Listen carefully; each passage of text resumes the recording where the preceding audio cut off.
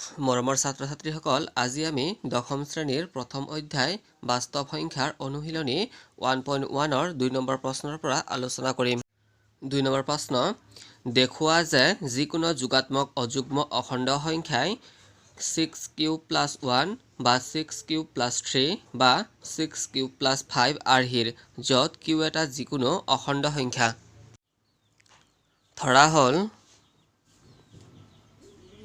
ধৰা হ'ল এ যিকোনো যোগাত্মক অযুগ্ম সংখ্যা।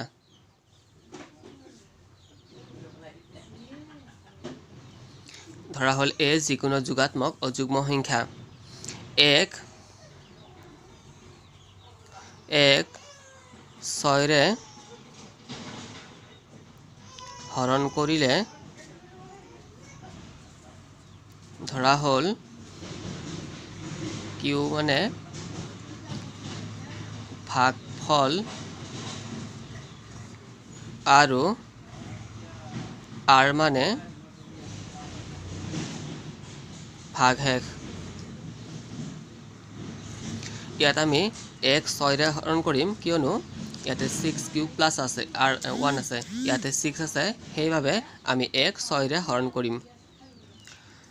এতেকে ইউক্লিডৰ কলন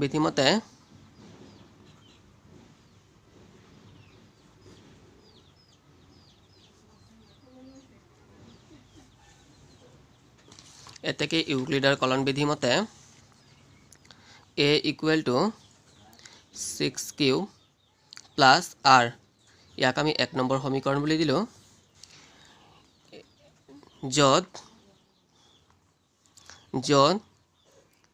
0 less than equal to r, r less than equal to b. ইয়াত আৰৰ মান 0ৰ সমান হ'ব বা 0তকৈ ডাঙৰ হ'ব, আকৌ আৰ বিতকৈ সৰু হ'ব।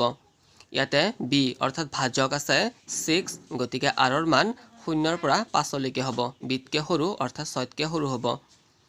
এতেকে আৰ ইজুকেল টু 0, 1, 2, 3, 4, 5। আৰৰ মান 6তকৈ সৰু হ'ব, কাৰণ ভাজক ইয়াতে 6 আছে, গতিকে আৰৰ মান 6তকৈ সৰু হ'ব। এতিয়া যদি আমি আৰৰ মানবোৰ 1 নম্বৰ সমীকৰণত বহাওঁ, কি পাম এইটো চাওঁ। যদি আৰ ইকুৱেল টু 0 1 নম্বৰ সমীকৰণত বহুৱাওঁ, তেতিয়া এ ইজুকেল টু 6 কিউব প্লাছ আৰৰ মান 0। 6 কিউব প্লাছ 0 কৰিলে 6 কিউবে হ'ব। এইটো এটা যুগ্ম সংখ্যা। 6 কিউব, 6টো যুগ্ম, গতিকে এইখিনি যুগ্ম হ'ব। এইবাৰ আৰৰ মান 1 1 নম্বৰ সমীকৰণত বহুৱাওঁ, a equal to 6 cube plus আৰৰ মান 1। এইটো 6 কিউব প্লাছ 1, 1টো অযুগ্ম, গতিকে এইখিনি হ'ব অযুগ্ম সংখ্যা। আৰ ইকুৱেল টু 2 1 নম্বৰ সমীকৰণত বহুৱালে a equal to 6 cube plus 2। ইয়াত এইখিনি যুগ্ম সংখ্যা,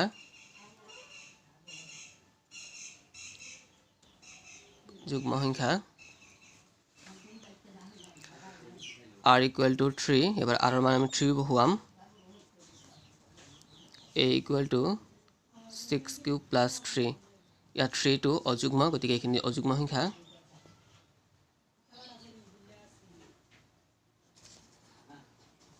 আৰ ইকুৱেল টু 4, 1 নম্বৰ সমীকৰণত বহুৱাম, a equal to 6 cube plus r equal to 4।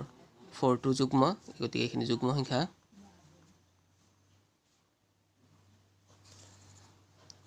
R equal to 5, 1 নম্বৰ সমীকৰণত বহুৱাম, a equal to 6 cube plus 5। 5টো অযুগ্ম, গতিকে এইখিনি অযুগ্ম সংখ্যা। এতেকে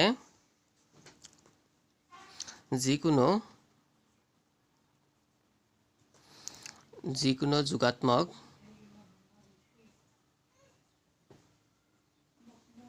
যিকোনো যোগাত্মক অযুগ্ম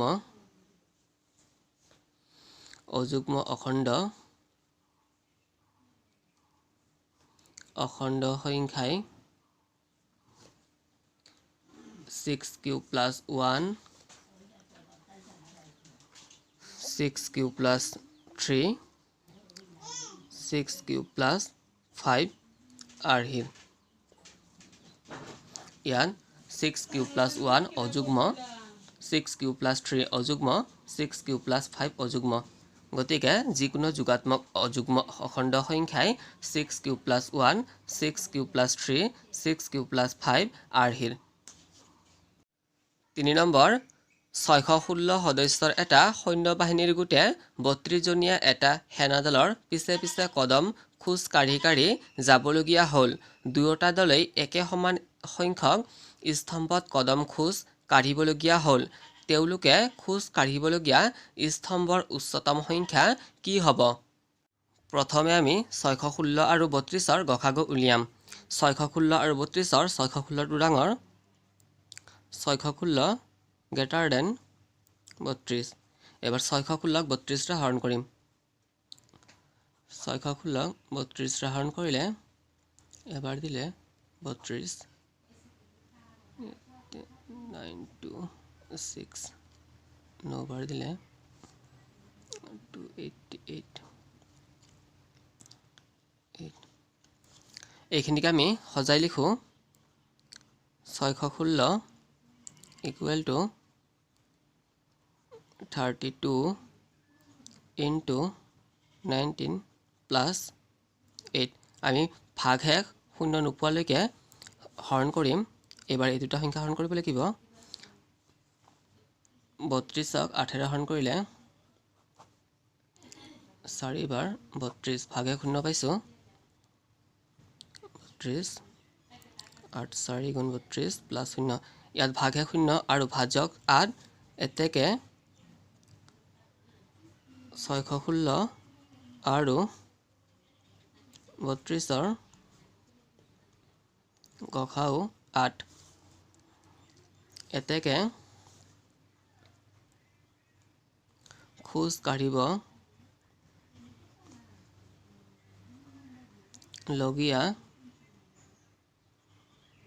স্তম্ভৰ উচ্চতম সংখ্যা 8